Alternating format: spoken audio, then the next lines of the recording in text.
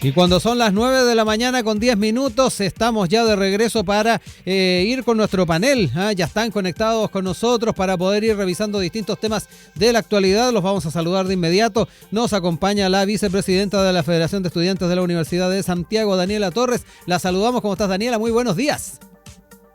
Hola, muy buenos días. Gracias por estar acá con nosotros. Y también saludamos al director del programa de Salud y Bioética del Instituto Res Pública, Jorge Acosta también. ¿Cómo está, Jorge? Muy buen día. Parece que estás ahí silenciado, Jorge. No te escuchábamos por acá. A ver ahora. No, seguimos ahí sin poder escucharte. Vamos a ver si podemos ahí mejorar entonces esa conexión para poder entonces empezar a debatir, conversar en nuestro panel del día de hoy. Y como siempre empezamos con nuestro tema del día y Daniela, parto contigo, ya iremos con los temas propuestos, pero a propósito de este estudio de Ipsos, donde daban cuenta de que hay un porcentaje, un 52% de chilenos y chilenas que se informan en redes sociales a la hora de comprar o tomar decisiones de marca. Yo estaba planteándolo un poquito más amplio a este tema y saber cuánto influye en otro tipo de tomas de decisiones. De repente en escenarios electorales, si efectivamente tienen una influencia mayor, lo que tiene que ver también con las propias noticias que se consumen. Muchas veces hay informaciones que surgen efectivamente de las redes sociales. Cuéntame un poquito cómo lo ves tú, cuál es tu experiencia también con las redes sociales. Muchas de estas decisiones las guías por en ese mismo sentido. Cuéntame un poquito cómo valoras el tema de estas redes. Sí, al menos, bueno, principalmente en temas generacionales, yo creo que mi generación y las que vienen después son unas de las que más consumen contenido en redes sociales. Yo creo que existe un alto porcentaje de personas que ya no usan, por ejemplo, no sé, ver una noticia en un diario pero o en un buscarlo portal, en una revista, sino que simplemente lo que la red social publicó, lo que algún medio independiente, también sobre todo en alguna red social publicó, es con lo que la gente se queda. Bueno, ahí está esto también pasa, perdón, a nivel universidad. Podemos ver que en nuestras redes sociales también es donde la gente... Perdón, acaba de saltar mi plata arriba del computador. Tenemos varias mascotas, gatitos que aparecen en los paneles, así que no te preocupes, no es primera vez. Oye, ahí también viene una gran discusión en torno al grado de profundización que se puede encontrar en las redes sociales. Daniela, no sé cómo también lo ves ahí, ya le daré la palabra a Jorge para que pueda entrar en el tema, pero ¿cómo lo ves tú, Daniela? Sí, yo creo que igual esto de la información rápida es algo que hemos visto mucho.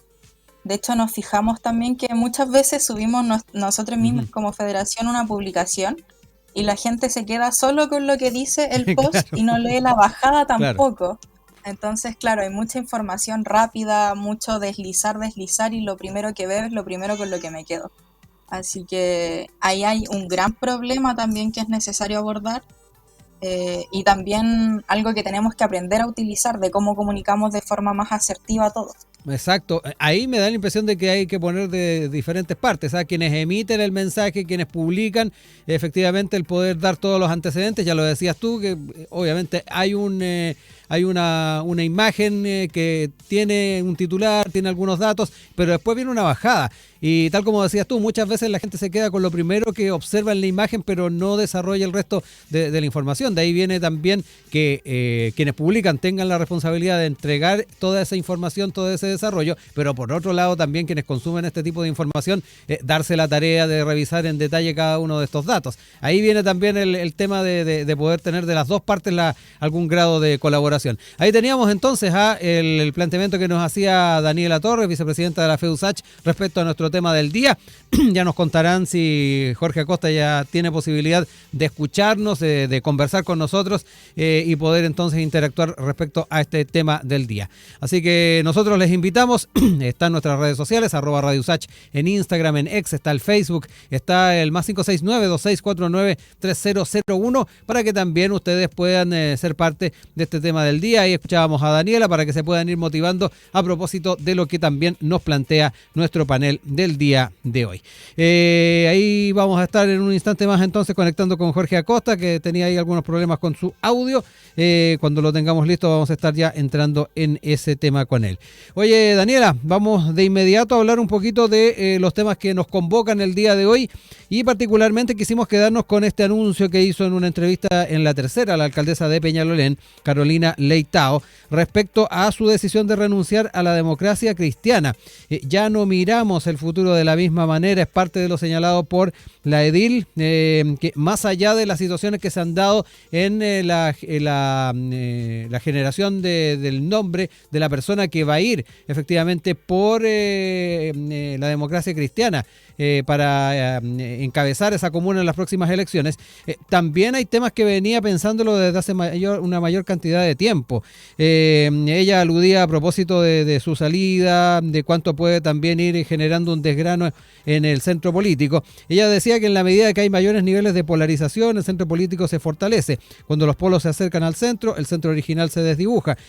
Ahí da cuenta de muchas dinámicas políticas que se han dado y que de una u otra forma también ha ido influyendo en la toma de decisiones en el caso de la alcaldesa, pero también de otros liderazgos políticos que han optado por salir de los partidos políticos. Me da la impresión de que de la democracia cristiana ha tenido la mayor cantidad, pero también vemos las dinámicas que se ven en el Congreso, Daniela, donde hay un grado de atomización política que dificulta la toma de consenso, y frente a ello quería quedarme con aquello, desde tu perspectiva no solamente de dirigente estudiantil, sino que además tu visión de la política. ¿Cómo ves efectivamente el tema del fortalecimiento de los partidos políticos? ¿Cómo se han ido renovando también los propios idearios a la hora de ponerlos a la par de lo que son los momentos que se están viviendo a nivel país actualmente? Cuéntame un poquito cómo lo observas. Yo creo que hoy nos encontramos frente a un escenario político que ha vuelto a polarizar mucho las cosas al interior de los partidos. Yo creo que tenemos un sector de derecha muy fuerte, un sector de izquierda muy fuerte y un sector centro también muy fuerte, que no todo el tiempo logran compatibilizar sus diferentes ideas. Y eso también produce que a las negociaciones, cuando se den, muchas veces exista mayor reticencia, porque claro, existe como esta polarización. En cuanto a los liderazgos que han surgido, yo creo que también es un tema complejo, porque la mayoría de los partidos en sí funcionan con una lógica de personalidades, más que de consenso en la toma de decisiones, por así decirlo. Bueno, esto igual lo veo desde una lógica un poco personal. Yo también milito en un partido, entonces, claro, a veces es complejo comparar distintas situaciones y cómo se dan a la interna. Al menos mi partido tiene unas lógicas de organización muy desde el consenso y la toma de decisiones colectivas, y esto no siempre está en otros espacios. Entonces yo creo que ahí se da mucho lo que mencionaba, por ejemplo, lo que se mencionaba en la noticia, que existen diferencias que toma como un cierto peso al momento de la toma de decisiones, de que el partido quiere una cosa, la persona quiere otra cosa y no se llega a consenso. Sí. Me dicen que ya Jorge está conectado para poder dialogar. Jorge, no sé si me escuchas bien ahora. Yo lo escucho bien y estaba atentamente Perfecto. aquí. No sé si ustedes me escuchan ahora. Te escuchamos. Un saludo perfecto. para ti y para Daniela. Igual, Jorge. Oye, ya empezamos a tratar uno de los temas propuestos el día de hoy. Ahí escuchábamos recién a Daniela su posición respecto a no solamente el rol que están cumpliendo los partidos políticos en la actualidad, sino que además cuánto efectivamente están acorde a lo que está pasando en nuestro día a día. Ahí veíamos la decisión que tomó la alcaldesa Carolina Leitao, una decisión además que decía ya lo había pensado hace bastante tiempo, pero que nos invita también a analizar efectivamente efectivamente si los idearios, las propuestas, las formas con las que se enfrenta el Chile del día de hoy, efectivamente están cumpliendo con las expectativas no solamente de los liderazgos, sino que también de quienes militan en los partidos políticos. Ahí con Daniela también hablábamos de este fenómeno que se ha dado de una mayor atomización también en el mundo de los partidos políticos, se ve bastante en el Parlamento. ¿Cómo lo observas tú también? Me interesa saber cómo lo ves efectivamente a la hora de pensar en ese Chile desde la perspectiva de los sistemas políticos que todos queremos. Bueno, después de escuchar las declaraciones y ver sobre todo la entrevista de la alcaldesa Leitao, queda la duda con respecto a cuáles son las motivaciones finales en torno a la decisión que toma de terminar con más de 30 años de militancia. Por un lado está lo que ella manifiesta, ¿cierto?, una posición política distinta en torno a la proyección que se quiere dar al trabajo que se está haciendo en la comuna de Peñalolén. Pero por otro, llama la atención que lo gatille, lo que lo motive, lo que hace que tome la decisión es que no se elige al candidato que ella quería para que la pudiera suceder, que no era de la democracia cristiana, sino que era del Partido por la Democracia y el Partido Liberal. Entonces, la gran pregunta que surge es, ¿este es un signo de una diferencia ideológica, de principio, que se radica en una diferencia de fondo, o simplemente una diferencia de cuotas de poder que tiene que ver con quién es el que va a suceder el trabajo que ella estaba haciendo, y que cuando hay un partido que no está de acuerdo con la misma posición que el alcalde que está dirigiendo esa comuna, se puede llegar a una diferencia tan importante que haga que ese alcalde deje de estar en el partido? Y lo segundo que hay que tener en consideración es los tiempos, porque además la renuncia a este partido le permite también a la alcaldesa de Independencia para el día de mañana inscribirse como candidata también a diputada o a senadora sin que tenga que tener el respaldo del partido. Veremos si eso se cumple, por ejemplo, si es que ella llega a también renunciar antes de que se cumpla un año de la fecha de las elecciones para que pueda postular a la Cámara Baja o a la Cámara Alta. Sí. Ahí también, Jorge, uno piensa qué pasa con la democracia cristiana, donde hemos tenido también un éxodo importante de liderazgos desde hace bastante tiempo. De hecho, en la misma entrevista se daba cuenta de quienes han ido demócratas o quienes generaron demócratas, la salida también de algunos militantes emblemáticos, como fue Soledad Alvear en su momento, Gutenberg Martínez, en fin. Eso también nos invita a pensar de qué manera también el mundo del centro político está mirando a la democracia cristiana. Bueno, de hecho, ella lo menciona, ella comenta que hay otras personas que también se fueron del partido, pero fueron por razones bastante distintas, podríamos decir que fueron bastante más ideológicas. Fue del apoyo a la Convención Constitucional, fue a propósito, por ejemplo, de el trabajo que se está realizando con el gobierno actual, y de hecho crearon organizaciones políticas como Demócratas, como Amarillo, que han logrado conducir esa interpretación distinta de la realidad política, que ella se queda, digamos, en un punto que remarca bastante importante, que ella se diferencia de Amarillo, se diferencia de Demócrata porque considera que es políticamente improcedente que alguien que viene de su sector político pueda pactar con la derecha, es decir, es una crítica directa a Demócrata y Amarillo, y por lo tanto a lo que han hecho personeros como el senador Boca, la senadora Rincón, el diputado Calisto, ex diputado de la Democracia Cristiana, que se han ido a otras, digamos, organizaciones políticas que han logrado cierta coordinación con el resto de las fuerzas de la oposición. No así Claudio Rego. Claudio Rego sería el único que se mantiene, digamos, en esa misma alianza tácita o explícita con la izquierda. De hecho, es el candidato único del oficialismo a la gobernación metropolitana. Daniela, vuelvo contigo. Ahí Jorge hacía mención a tal vez algunas visiones personales de la propia alcaldesa a la hora de tomar estas decisiones, por lo que también mencionábamos al comienzo del panel, de quién se ha decidido para que pueda ser el candidato que respalde la democracia cristiana en Peñalolén. Aquí también hablamos de algo que de una u otra forma deslizaste tú en tu primera intervención, y que tiene que ver con los personalismos.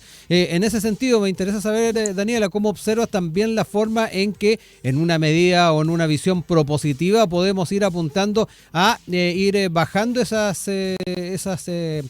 fuerza que de una u otra forma pueden tener ciertos liderazgos dentro de un partido político. Hay quienes están también a la hora de pensar en las reformas que podamos hacer al sistema político o de partidos políticos, para ser más específico, el poder ir generando listas cerradas a la hora de generar elecciones, o que efectivamente haya un programa al cual se acojan todos los candidatos y candidatas. ¿Cómo lo ves tú también a la hora de ir siendo propositivo, Daniela?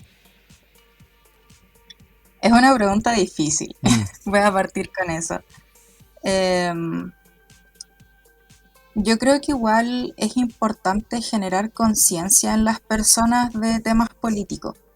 Yo creo que hoy en día la política está con una imagen muy ensuciada respecto a distintas cosas, y es necesario que volvamos a establecer de conversaciones políticas en los espacios para poder ir frenando esto mismo, porque sabemos que hay muchas políticas que funcionan con la lógica del personalismo, sabemos que hay muchos partidos que también incluso se benefician de esto, o incluso movimientos también sociales que pueden usar lo mismo, y el cómo frenamos esto, el cómo lo discutimos, es bajo la misma lógica de la colectividad.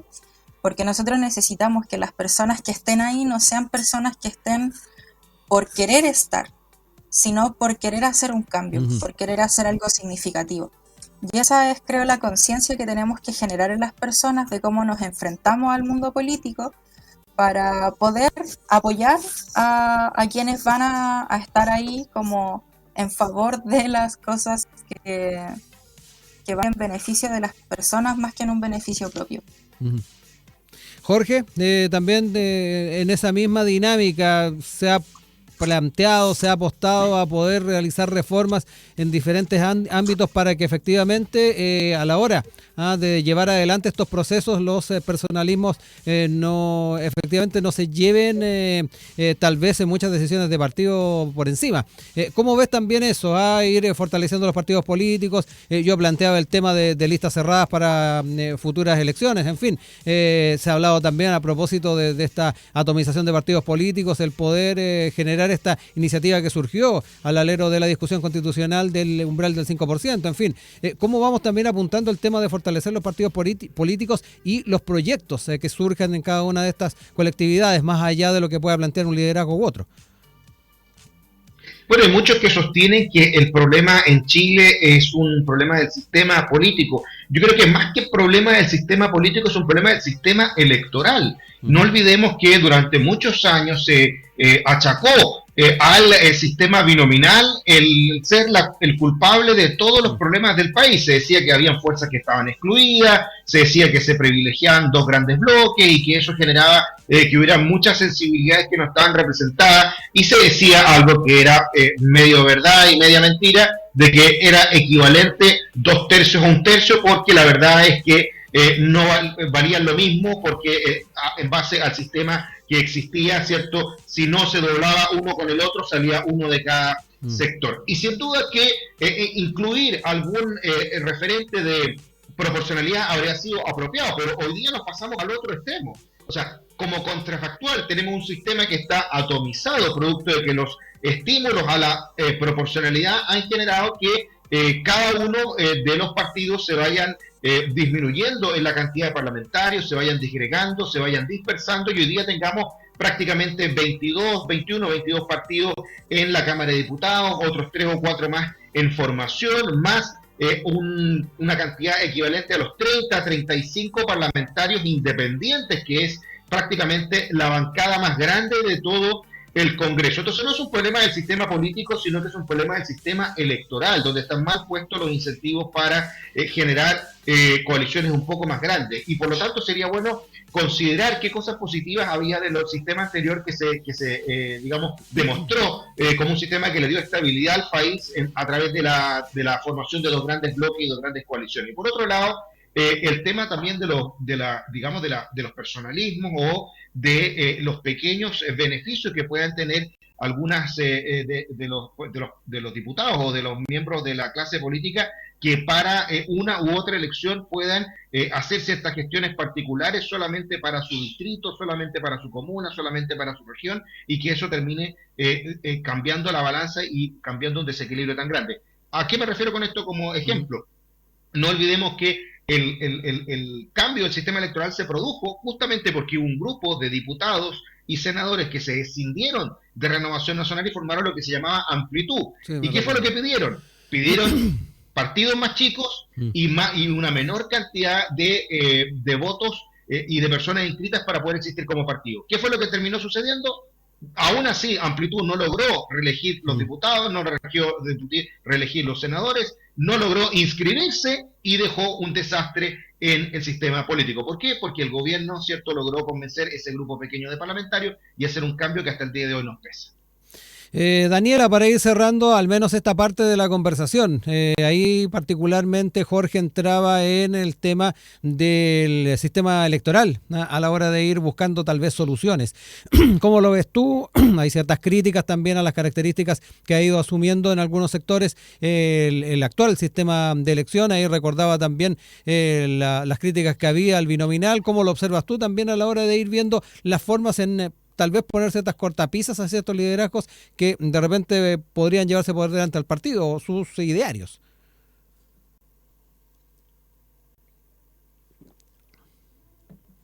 ¿Daniela? No te escuchamos, parece que estás silenciada, no sé si... Vamos a ver si es problema de... Ahí sí, ahí te escuchamos. Ya, estupendo. ¿Me repites la pregunta que con lo del micrófono no perdí? Particularmente Jorge hablaba del sistema electoral a la hora de pensar en tal vez ir innovando en formas para que, por ejemplo, temas vinculados a la atomización de partidos políticos, temas vinculados también a la presencia de estos personalismos que de repente se pueden llevar por encima a muchas decisiones que se tomen a nivel partidario. ¿Cómo ves también el tema de echar mano de lo que es el sistema electoral a la hora de buscar soluciones?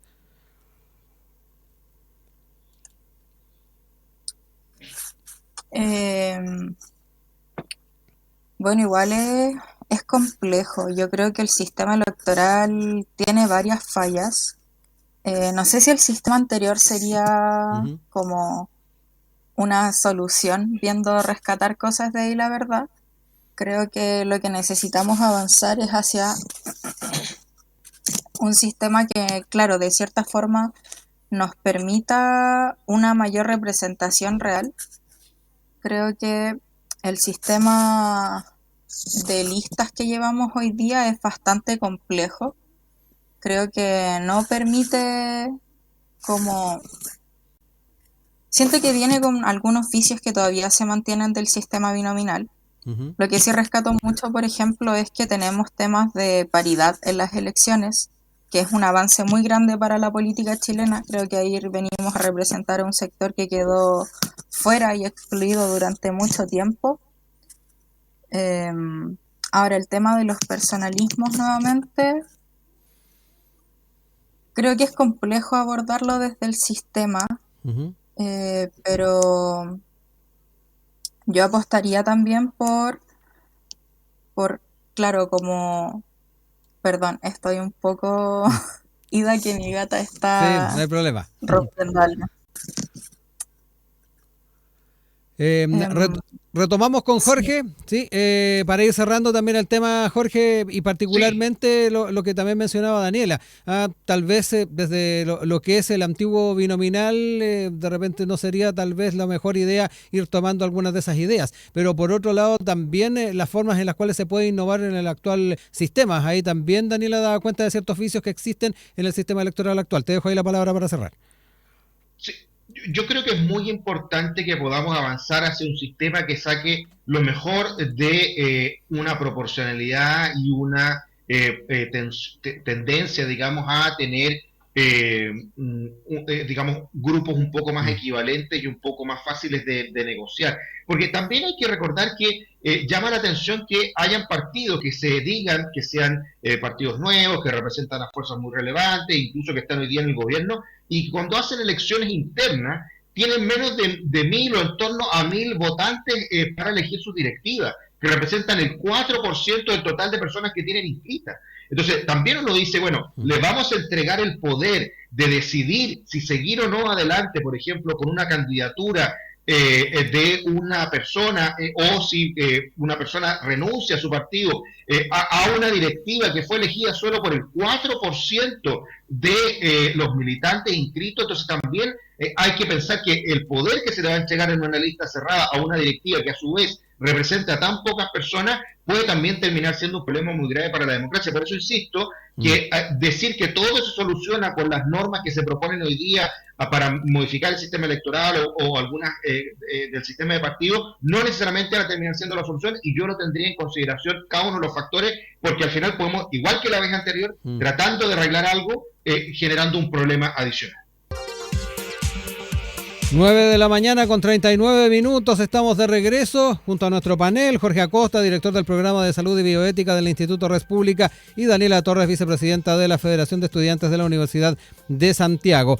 Cambiamos a temas de seguridad a propósito de lo que es efectivamente el tema de la agenda, a la forma en que se está llevando adelante muchos de los proyectos, y frente a ello, la ministra del Interior, Carolina Toá, llamó al Congreso a legislar proyectos de seguridad pendientes. Primero, despachemos lo que comprometimos el año pasado, es lo que señaló la secretaria de Estado a propósito de cada uno de estos temas que ya le decíamos están pendientes. Ella puntualizó que dentro de eso está la creación del Ministerio de Seguridad, integración de un sistema de inteligencia del Estado y económico, defensoría de las víctimas, reglas del uso de la fuerza, fortalecimiento de capacidades preventivas de municipios y también la implementación de una fiscalía supraterritorial. Ella llama a priorizar, sacarlas adelante, pero esto en contrapartida a lo que ha sido planteado por particularmente la oposición desde el año pasado, que tiene que ver con un fast track legislativo que se propuso en su momento para sacar adelante varias de las propuestas vinculadas a seguridad. Quiero entrar en aquello no solamente por lo planteado por la ministra, sino que además por una entrevista que dio al Mercurio el exministro de Hacienda Rodrigo Valdés, donde hizo bastante hincapié en los temas de seguridad a la hora de pensar en los efectos macroeconómicos que pueda tener. De hecho, él sacó a reducir varios temas. Educación es importante fortalecerlo, la capacitación también, pero primero fortalecer el imperio de la ley y la efectividad del gobierno. Esto se relaciona con la predictibilidad para hacer inversiones. Vemos países con demoras en permisos y cambios en las reglas que hacen más complejo el proceso de inversión, y bajo el mismo paraguas está el tema de seguridad, que es la preocupación número uno en los hogares de todos los países, según las encuestas. Quiero dejar estos dos elementos para poder conversar. Parto contigo, Jorge, en esta oportunidad y hablar efectivamente en la agenda, lo que se ha planteado como urgente, y también cuánto el tomarse en serio esta agenda tiene mucho que ver con lo que pase desde la perspectiva económica. Ahí el exministro de Hacienda decía, hay un vínculo estrecho entre lo que son los efectos macroeconómicos y la seguridad que se le puede dar no solamente a las personas, sino que también a las inversiones. Mira, además de lo que tú comentabas de la interesante entrevista del exministro de Hacienda Rodrigo Valdés, que hoy día tiene un alto cargo en el Fondo Monetario Internacional, hay dos entrevistas muy interesantes también el fin de semana, una de Patricia Bullrich, ministra de Seguridad de la República Argentina, y el ex presidente colombiano Aldo Duque, que es interesante leer también en el mismo sentido, porque tanto el alto dirigente del fondo y ex ministro chileno, como la ministra argentina, como el ex presidente colombiano, llegan a la misma conclusión en el tema de crecimiento y de seguridad. No es posible avanzar en desarrollo, avanzar en crecimiento, avanzar en derechos de las personas si el Estado no es capaz de cumplir el primero de todos los derechos y la primera de todas las responsabilidades, que es resguardar la seguridad de sus ciudadanos. Cuando el Estado fracasa en entregarle seguridad a las familias, a los ciudadanos, fracasa también en poder avanzar en cualquier otra cosa. Por ejemplo, ¿qué seguridad hay para las personas de salir del trabajo de noche o llegar muy temprano cuando está de noche o no saber si van a volver a su casa cuando están amenazados por bandas criminales de crimen organizado que hoy día han tomado a toda América Latina como un lugar para hacer de la suya, ya no solamente en algunos países, sino que en varios países que comparten el mismo problema. Y eso es muy importante porque tan importante como la economía es la seguridad, porque sin seguridad no se puede avanzar y no se puede desarrollar un país. Por eso llama la atención la pasividad que ha tenido el gobierno, porque cuando vemos declaraciones como las de la ministra Toá, pareciera ser que la culpa de que esto no se avance está en el Congreso, cuando en realidad el que tiene la sartén por el mango es el propio Ejecutivo. Cuando al Ejecutivo hay un tema que le interesa, como la presidencia de la Cámara, por ejemplo, hace todo lo que sea necesario para conseguir los votos y termina ganando, incluso pactando con personas como el vicepresidente Gaspar Rivas, que la verdad es que también puede salir con cualquier domingo 7 todos los días, pero ahí está, y consigue los votos, y logra tener a Carol Cariola como presidenta de la Cámara de Diputados, un miembro del Partido Comunista, porque era algo que el gobierno se propuso como un objetivo político, y hizo todo lo que fuera posible para conseguirlo. Entonces la pregunta que uno se hace es, ¿por qué no hace el mismo esfuerzo para avanzar en temas de seguridad? Ahí la culpa se la echa la oposición, ahí la culpa se la echa, digamos, al Congreso, sin avanzar en un tema que sin duda fuera capaz de liderarlo, generaría un beneficio para todos los chilenos y generaría también un beneficio para el gobierno, porque las personas verían que realmente el gobierno está interesado en algo que dice estar interesado, pero que es mucha reunión, mucha conversación y poca realidad y poca acción. Daniela, voy contigo ahora para hablar un poquito cómo observas el escenario en torno a la seguridad, particularmente lo que se ha estado planteando por el Ejecutivo. Ahí veíamos las declaraciones de la ministra Toá, pero por otro lado las señales que se están dando desde diferentes sectores. Ahí mencionábamos a Rodrigo Valdés, Jorge también mencionaba lo que se ha planteado en otros lugares de Latinoamérica en una preocupación que para muchos es bastante equivalente.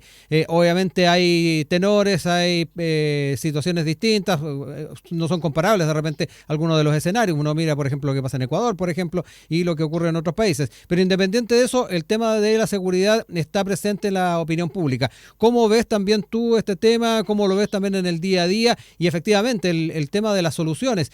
Jorge hablaba de que se ha tomado con cierta pasividad por parte del Ejecutivo. Me interesa saber cómo lo miras tú.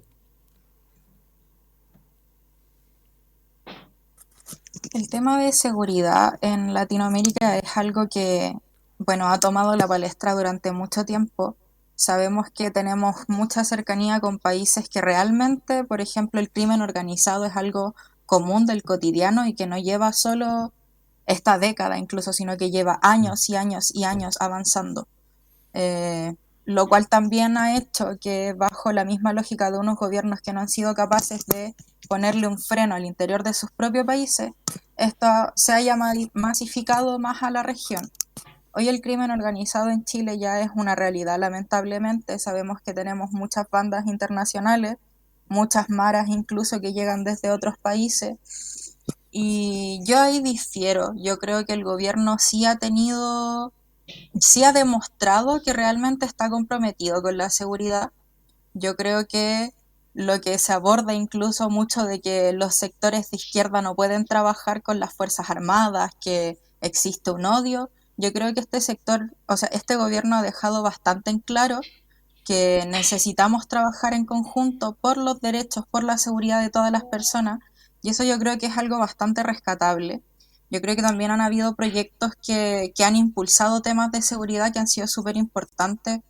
También uno ve y hay muchos operativos para poder desarmar ya estas bandas que son a nivel nacional, que si el gobierno no estuviera impulsando tampoco se estarían dando. Sabemos que las bandas no llevan solo desde este año en el país, sino que se están organizando hace muchos años. Hay estudios también al respecto y sin embargo es ahora cuando se están desbaratando las bandas. Entonces yo creo que eso también es un punto importante.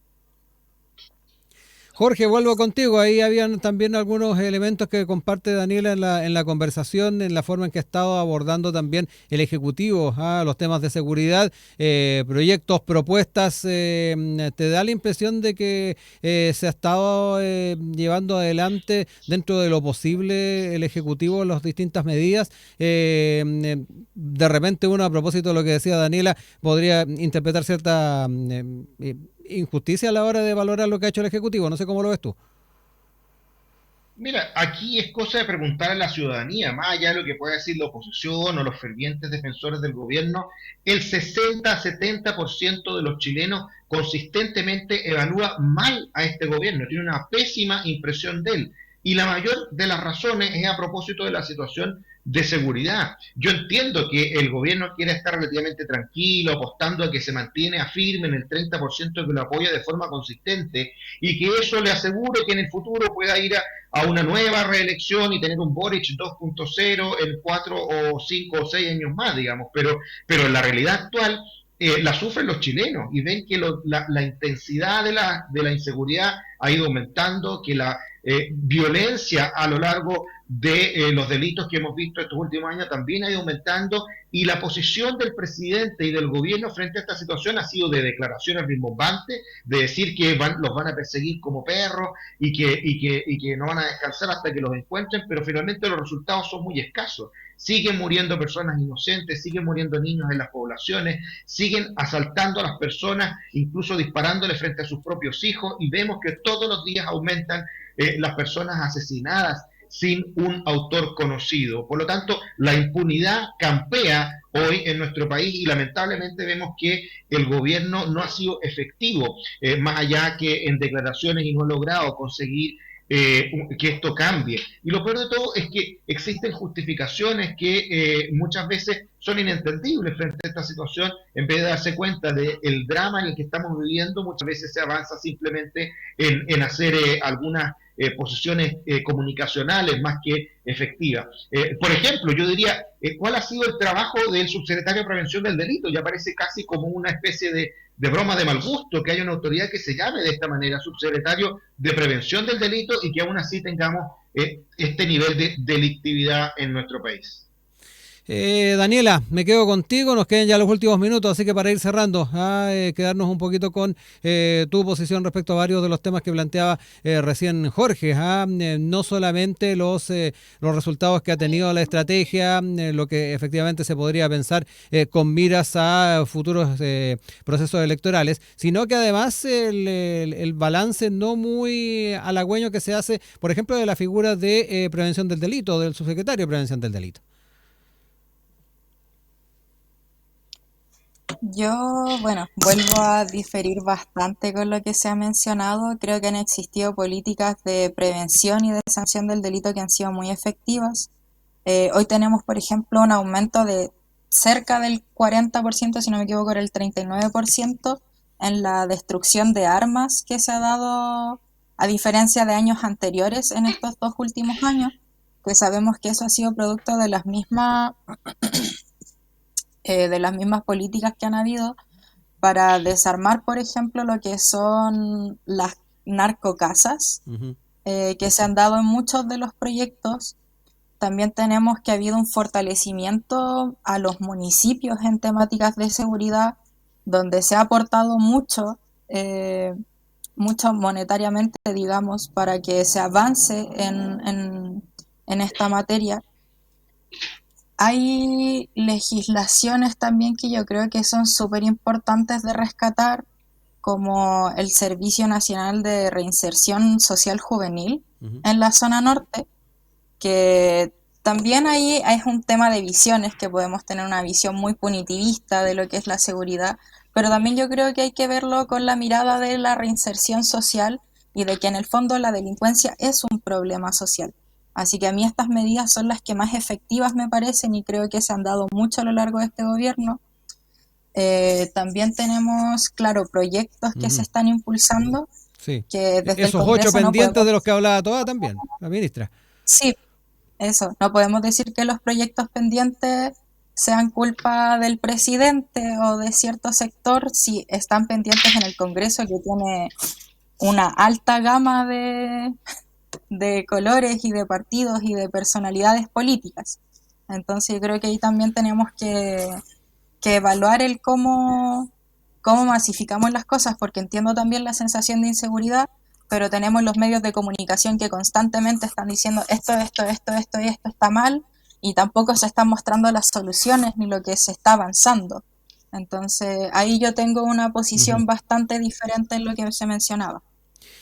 Son las 9:53. Vamos a dejar hasta acá la conversación del día de hoy, agradeciendo a Jorge Acosta, a Daniela Torres. Ahí Jorge también saluda a tu hijo, que sé que está un poquito enfermito, así que ahí lo vimos asomarse por ahí. Así que se recupere pronto. Muchas gracias. Daniela, muchas gracias también por acompañarnos en el panel del día de hoy, y estamos atentos a poder compartir nuevamente la conversación a futuro. Un abrazo a ambos. Buena semana. Chao, gracias, que estén muy bien. Chao.